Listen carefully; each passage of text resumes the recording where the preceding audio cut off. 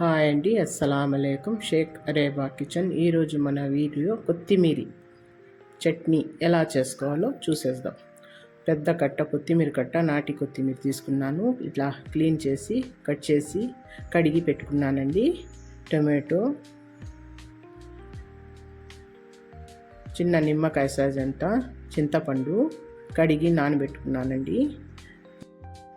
ఎండిమిర్చి, పప్పు, కందిబ్యాళ్ళు, శనగబ్యాళ్ళు, జీలకర్ర, తెల్లగడ్డ, హింగ్వ, కడాయి పెట్టుకొని పప్పులు ఫ్రై చేసుకుందామండి. పప్పులంతా వేసుకుంటా ఒకటొకటే ఇలా ఫ్రై చేసుకుందాము.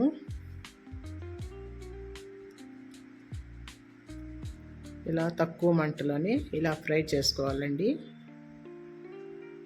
ఇలా కలుపుకుంటూ ఉండాలి. జీలకర్ర, ఎండిమిర్చి కూడా వేసి ఫ్రై చేసేద్దాము.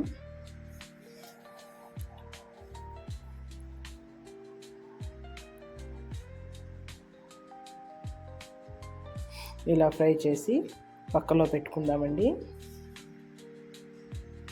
ఆయిల్ వేసుకొని కడాయిలో తెల్లగడ్డ, టమాటో,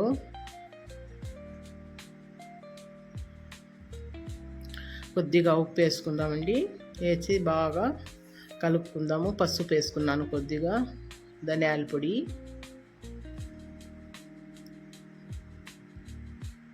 టమాటాలు మెత్తగా ఉడికించుకుందాము. చింతపండు,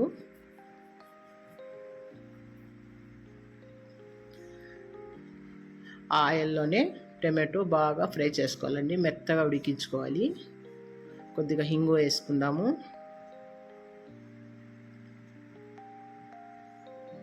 తీసి పక్కలో పెట్టుకుందామండి. పప్పులు, మిర్చి, జీలకర్ర ఫ్రై చేసి పెట్టుకున్నాం కదండి, అది చల్లారిపోయింది. మిక్సీ జార్లో వేసుకుందాము.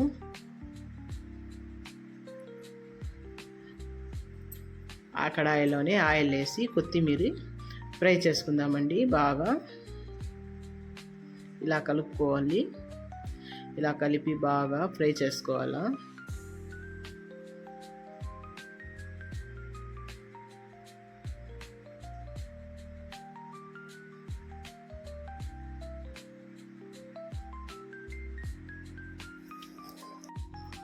ఆ పప్పులు మిక్సీ జార్లో వేసి మిక్సీ పెట్టేద్దాము.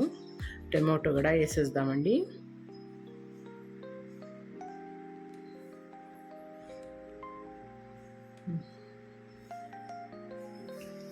టమాటా కూడా మిక్సీ పెట్టేస్తున్నాను. కొత్తిమీర వేసుకుందాము.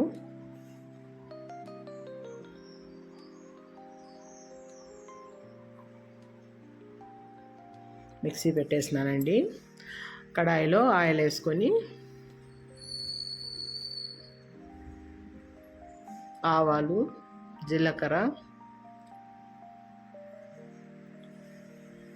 ఎండిమిర్చి, కరివేపాకు వేసి బాగా ఫ్రై చేసి కొత్తిమీర చట్నీలోకి వేసేద్దామండి. వేసి బాగా కలిపి టేస్టీ కొత్తిమీర చట్నీ రెడీ అయిపోయిందండి. మా వీడియో నచ్చితే లైక్ చేయండి.